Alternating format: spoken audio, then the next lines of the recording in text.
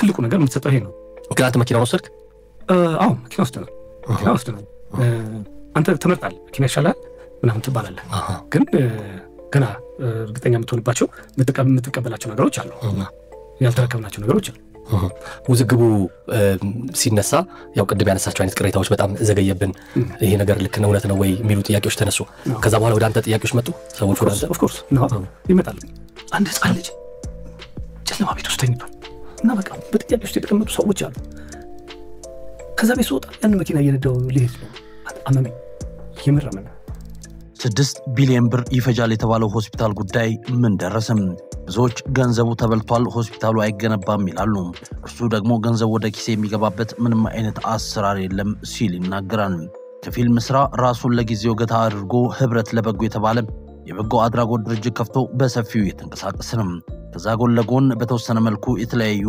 ስራዎችን ይሰራል ለፊንቴክ አምባሳደር ሆኖ መኪና ተሰጥቶታል ፊንቴክ ደግሞ ብዙዎችን አጭበርብሯል እዚህ ጉዳይ ላይ ምን ይላል ከልጁ ጋር መተንፈሻ በተባለ የቴሌቪዥን ፕሮግራም ያዘጋጃል ተብሎ ማስታወቂያ ተነግሮ ነበር እርሱስ ምን ደረሰ ያስናቀች ወርቁ ፊልም ፕሮጀክትስ እና ሌሎችም ዋና ጉዳዮችን እንመለከታለን አብራችሁን ቆዩ ሰላም ተናስተልን ውድ አድማጭ ተመልካቾቻችን የመረጃ ሰዓታችን እንሆ ተጀምሯል እየተከታተላችሁን አብራችሁን ቆዩ ይህንን ከ794,000 በላይ ሰብስክራይበር ያለውን ቻናላችንን ሰብስክራይብ በማድረግ በየለቱ የምንለቃቸው መረጃዎች በፍጥነት እንዲደርሳችሁ ያደርጉም የኢትዮ ኢንፎ ነው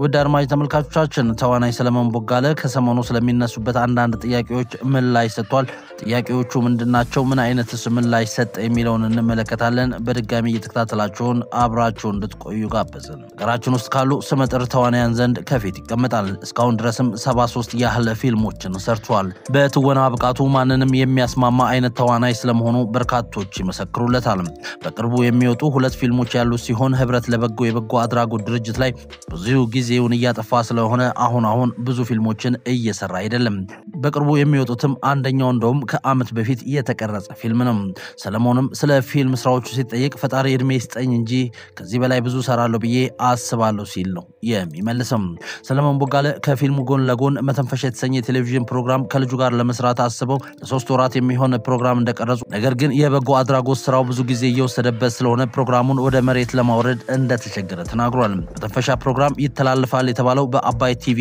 እንደነበር የሚታወስ ነው አሁንም ግን ሐሳቡ እንዳልቀረና በቅርቡ ሰለሞን ቦጋለ ከልጁ ጋር መተንፈሻ በተሰኘ ቴሌቪዥን ፕሮግራም ልንመለከተው እንደምንችል ፍንጭ ሰጥቷል መተንፈሻ የተሰኘው ፕሮግራም ሰዎችን ማገዝ ላይ ዓላማው ያደረገ ፕሮግራም እንደሆነ ሰለሞን ቦጋለ ተናግሮ ከ2 ወይም ከ3 ወራት በኋላ በአባይ ቲቪ ፕሮግራሙ ይጀምራል ሲልም ተናግሯል ሰለሞን ቦጋለ የአስናቀች ወርቁን የህይወት ታሪክ በፊልም ከአሜዚንግ ፊልምስ ጋር ለመስራት ቅድ እንዳለው ቀደም ብሎ ተናግሮ የነበረ ሲሆን ፕሮጀክቱን ወደ መሬት ለማውረድ ብዙ ገንዘብ ይፈልጋል ለዛም ነው እንጂ ብዙ ነገር አልቋል ገንዘቡ እንደተገኘ የአስናቀችን የህይወት ታሪክ በፊልም ወደ ህዝቡ እናደርሳለን ሲልም ተናግሯል እዚህ ፊልም ላይ ሰለሞን ቦጋለ በፕሮዲዩሰርነትና በትወና እንደሚሳተፍበት ተናግሮ በቅርቡም ይህ ፕሮጀክት ወደ ስራ ይገባልም ብሏል ሰለሞን ቦጋለ በሀገር ውስጥም በውጭም ለሚገኙ በርካታ ድርጅቶች አምባሳደር በመሆን የሰራ ሲሆን ከሰሞኑ ብዙዎች አጭበርብሮናል ብለው እየከሰሱት ላለው ፊንቴክም አምባሳደር ሆኖ መስራቱ ይታወቃል ፊንቴክ በአነስተኛ ብር የኤሌክትሪክ መኪና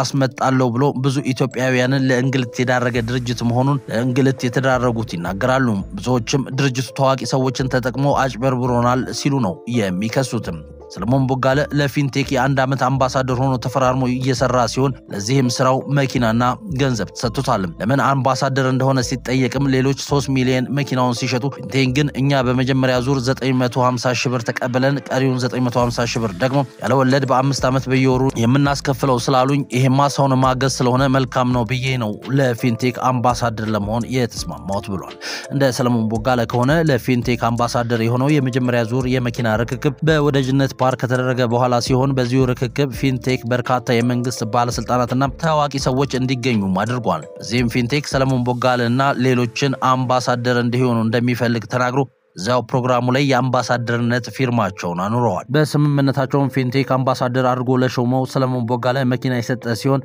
ለሚሰራበትም ቁጥሩ በውል ያልተጠቀሰ ገንዘብ እንደከፈለውም ተናግሯል። ሰለሞን ቦጋለ ቅሬታዎች ሲበዙ እርሱና ሌሎች ታዋቂ ሰዎችን ይዞ ጅቡቲ ሄዶ መኪኖቹን ማየት እንዲሁም ወደ ሀገር ውስጥ መግባታቸውን ማረጋገጥ እንዳለባቸው ድርጅቱን አሳምነው ወደ ሞቃታማዋ ጅቡቲ ድረስ ሄደው መኪኖቹን መኖራቸውን እንዳረጋገጡ ከዛም ወደ ሀገር ውስጥ መግባታቸውን በአይናቸው ማየታቸውን ተናግሯል። አሁንም ግን ፊንቴክ ገንዘቡን ብንከፍልም መኪናዎቹን አልሰጠንም፣ ብዙ እያንገላታን ነው የሚሉ ቅሬታዎች በስፋት እየተነሱ ነው። ይህንንም አስመልክቶ አርቲስት ሰለሞን ቦጋለ ቅሬታዎቹ እኔ ጋርም መጥተዋል ሲል ተናግሯል። ነገር ግን በእርግጠኝነት መናገር የምችለው ድርጅቱ በቃሉ መሰረት መኪኖቹን እንደሚያስረክብ ነው ሲልም ተናግሯል። ከቅሬታ አቅራቢዎቹ 5 ሰዎች ተመርጠው መኪኖቹን አይተዋል። ድርጅቱ መኪናዎቹን እንደሚያስረክብ አውቃለሁ እና የሚቻልኩትን ሁሉ አደርጋለሁ።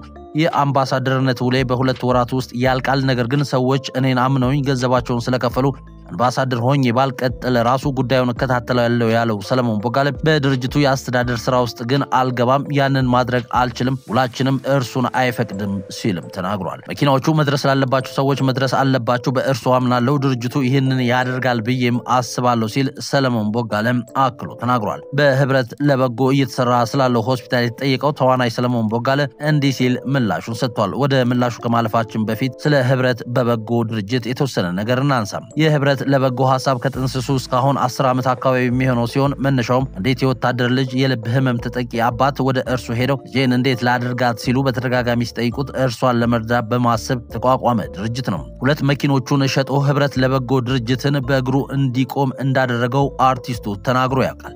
በዚህ ድርጅት በርካታ ህጻናት ውጭ ሀገር ድረስ ሄደው ሕክምና እንዳገኙም ይታወቃል። ህብረት ለበጎ ድርጅት 5 ዓመት ሲሞላው ደግሞ ለልብ ህሙማን ሆስፒታል ለማቋቋም እቅድ እንደወጣም ይፋ ተደርጓል። የሆስፒታሉን ግንባታ በማማከር ገልፍ የሚባል ድርጅት እንደያዘው የሚታወቅ ሲሆን ይሄው ድርጅት ስራውን እየሰራም እንደሚገኝ ነው የሚታወቀው። ለሆስፒታሉ ግንባታም ጣፎ ላይ ድርጅቱ ከ3 ዓመት በፊት ቦታ የወሰደ ሲሆን ለግንባታውም 6 ቢሊዮን ብር ያስፈልጋል ተብሎ ዜና ተሰርቷል። ይህንን ገንዘብ ለመሰብሰብም የተለያዩ ሀገራት እንደተካሄደ ሰለሞን ቦጋለ ተናግሮ በራስ መንገድ የተሰኘ ፊልም አሜሪካ ይዘው ሄደው ከተመልካቹ የተሰበሰበ 6 ሚሊዮን ብር ይዘው እንደተመለሱ ከዛም በብሩ ቦታው እንደታጠረ እንዲሁም የመንገድ ጥርጊያ መሰራቱን ከዛም ዲዛይኑ እንዳለቀ ሰለሞን ቦጋለ ተናግሯል። በዚህ መሃል ለሆስፒታል የተወሰደው ቦታ ሸገር ሲቲ ሲባል አዲስ ካርታ መወሰድ አለበት። አዲሱን ካርታ ለመውሰድ 9 ወር ፈጅቶብናል። አሁን በቅርብ ነው ካርታውን እየተረከብነውም ሲል ተናግሯል። በፍጥነት ግንባታውን እንጀምራለን ብለን አስበን ነበር። ነገር ግን አዲሱን ካርታን እንኳን የወሰድነው መስከረም 27 2018 ዓመተ ምህረት ነው። ለዛም እንዳሰብነውና በየመገናኛ ብዙሃኑ የተናገርነውን ማሳካት አልቻልንም ሲልም አክሎ ተናግሯል። አሁንም ቢሆን ይህን ሆስፒታል ለመገንባት የሚያስፈልገውን 6 ቢሊዮን ብር ከህዝቡ ነው የምንሰበስበው። 20 ሚሊዮን ህዝብ 300 ብር ቢያዋጣ ይሞላል፣ ግንባታውም ይሳካል ሲል ተናግሯል። እስካሁን በርካታ ገንዘብ ከህዝብ ተሰብስቧል። በተሰበሰበው ገንዘብም በርካታ ህጻናት ታክመዋል። የሰራተኛ ክፍያ እንዲሁም የቢሮ ኪራይም ተከፍሏል ሲል ተናግሯል። መንግስትም በየዓመቱ ኦዲት ያደርጋል። በዛ ላይ ድርጅቱ በቦርድ ነው የሚመራው። ወጪና ገቢያችን በሙሉ ይታወቃል። ድርጅቱ በንግድ ባንክ ነው የሚጠቀመው። ስለዚህ ሁሉም ነገር በግልጽ ይታወቃል ሲል እስካሁን ከህዝብ ስለተሰበሰበው ገንዘብና የተሰራበትን ስራ ተናግሯል። 20 ሚሊዮን ህዝብ 300 ብር የሚለው ሐሳብ ይሳካል፣ ይሄም እምነቴ ነው ሲል ነው ሰለሞን ቦጋለ አክሎ የተናገረው። አድማጭ ተመልካቾቻችን ከኢትዮ ኢንፎ እናንተ እያደረስን የነበረው የመረጃ ሰዓታችን ይህንን ይመስል ነበር። ተከታተላችሁን አብራችሁን ስለነበራችሁ እጅግ ከልብ አድርገን እናመሰግናለን። ይህንን ከ794,000 በላይ ሰብስክራይበር ያለውን ቻናላችንን ሰብስክራይብ በማድረግ በየዕለቱ የመለቃቸው መረጃዎች በፍጥነት እንዲደርሳችሁ አድርጉ። የተከታተላችሁን አብራችሁን ስለነበራችሁ በድጋሚ እናመሰግናለን። መልካም ጊዜ